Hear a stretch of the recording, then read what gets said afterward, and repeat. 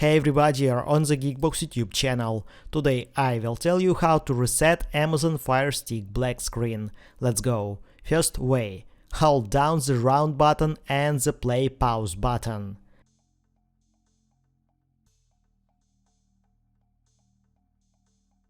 Your Fire Stick will be rebooted.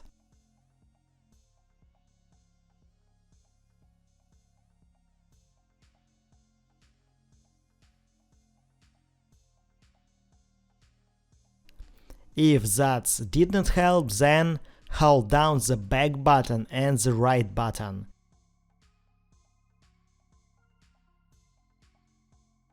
Your Fire Stick will be reset to factory settings.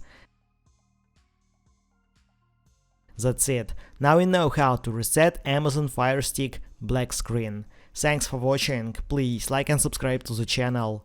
Good luck and see you soon.